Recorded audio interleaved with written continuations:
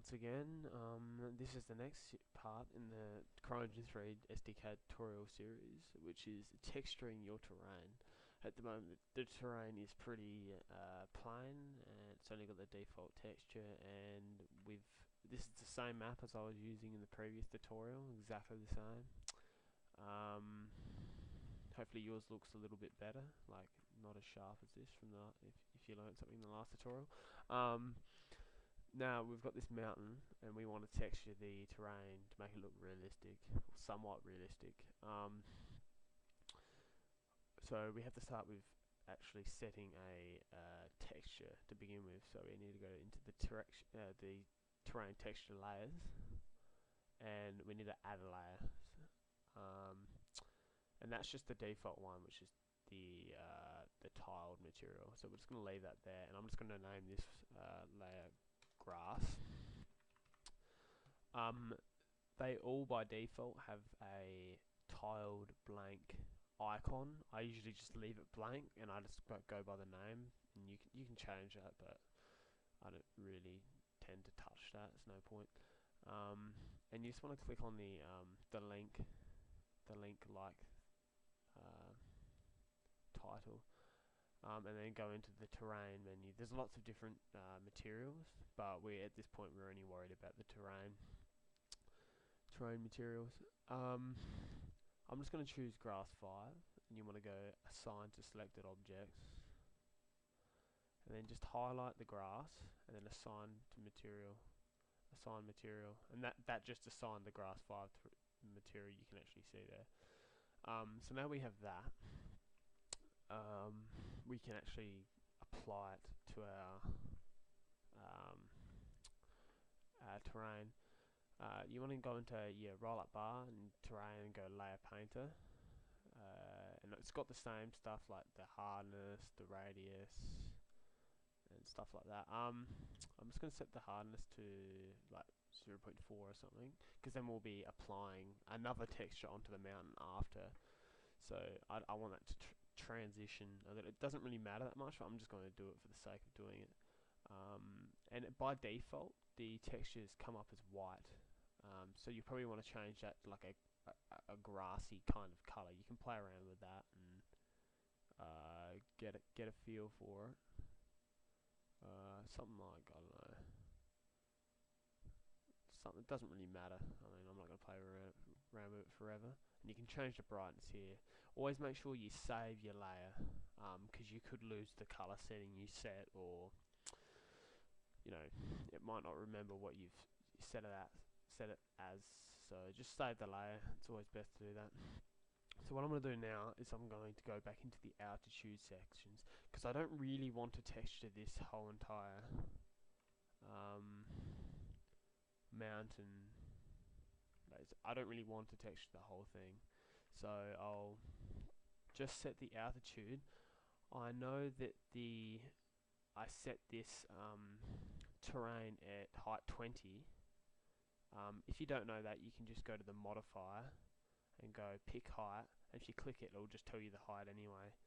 I mean, but it is a bit different. It's about 18, because I chose the make aisle selection, if you remember from the last tutorial, but it doesn't really matter. I'm still going to set it as 20. So I'll go back into my layer painter, and I'll choose the altitude and put it as 20.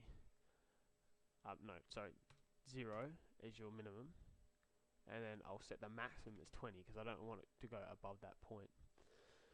And because I don't really want it growing on vertical slopes or anything too steep, I'm just going to set it to 45 degrees to 90 degrees, so it will not. No, sorry, I won't. I'll set it to 0, but I don't want it going past 45 degrees, so I'll just leave that. So now I've got my altitude set and my slope set. I should just be able to go into my layer painter, and with any luck I should be able to do it in one big swoop. Now here, there's just a spot of it, like there's obviously just a spot where it's just gone slightly over the height, which is, I'm probably correct. Pick height. yeah, like in this point it's gone slightly over the height, it's 20. So I can just always go back to, might set the the altitude to, I don't know, 25 or something. Might get a better result.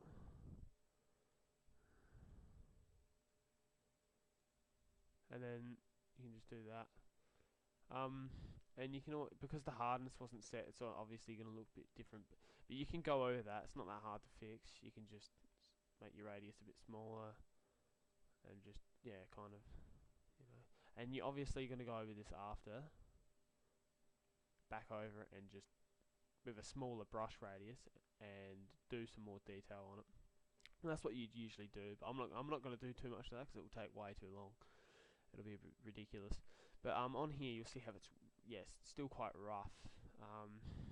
So if we just turn the hardness down quite a bit, just turn the brush radius down, see how it doesn't even change, even though you've changed the radius. That's because it's used that hardness setting, and because the altitude limiter's on at that height, it's not going to let you go any further anyway. So what you want to do is probably turn your altitude limiter back up, so you can just kind of do whatever you want, and then do like a rough, like that. Just do like a rough. And like I said, I'm just doing it real quick. The texture, I might, after this tutorial, just fix it up a little bit, make it look a bit better, and then it'll look a bit better for the next tutorial. That's if I can be bothered. But yeah, you can always just go around and smoothing it out like that. It doesn't really matter. I mean, do whatever you want. Alright, so now we've done that, we want to give the mountain a texture. So I'm just going to go back into my texture menu, go add layer once again, basically the same thing. I'm just going to call this rock, and then you do the same thing, click, terrain, what do I use? I'll just use rock 4, that'll do. Assign to selected objects, highlight it, assign material, and now that's assigned. And then we should be able to go into our layer pane, and there's rock. I want my rock to be a bit of a grey colour, so I'll just pull that down to something like that. And I want this to start at a minimum of 25. Turn the hardness to about, I don't know, 0.3. It doesn't really matter. Once again, brightness, yeah, what doesn't really matter.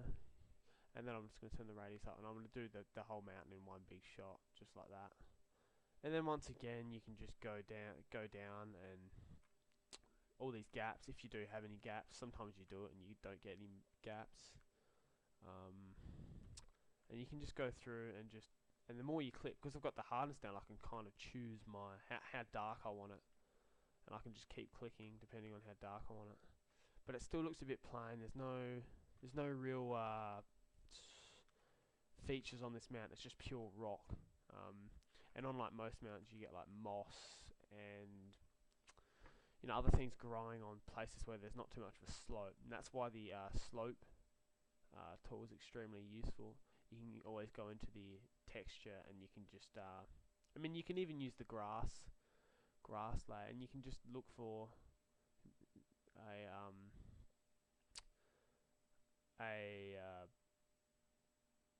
something that would resemble moss. I don't think there's a moss material on Cryengine3 SDK, but you can always import one, make your own. But I'll be getting to making your own in further on in the tutorials. So I'm just gonna choose snow, and just assign to selected objects, and I'll just name this snow. And now I've got the snow there. I can go layer painter. Now I don't want it to go on anything more than 45 degrees, so I'll make the slope 0 to 45. Altitude doesn't matter, or it does matter actually, sorry.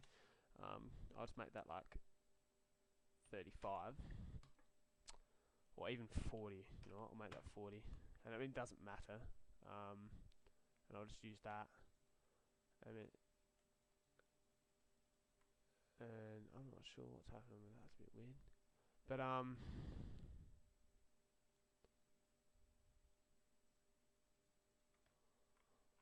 that text is not really working. But yeah, you can always just get textures and do that. And then anywhere where there's actually the slope isn't too extreme, like where things could sit, as you can see, it'll sit there and that's why. My bad. There we are. And then you get like this little. I mean, it doesn't look that great really, but as you can see, yeah, you get like a there we are. You get like you get it all sitting on there like that, and it looks a bit less boring. Adds features to the mountain. In the next tutorial, I'll be going over adding vegetation using the brush tool, and going over some of the properties in the vegetation tool. So yeah, that's on next time. Catch us later.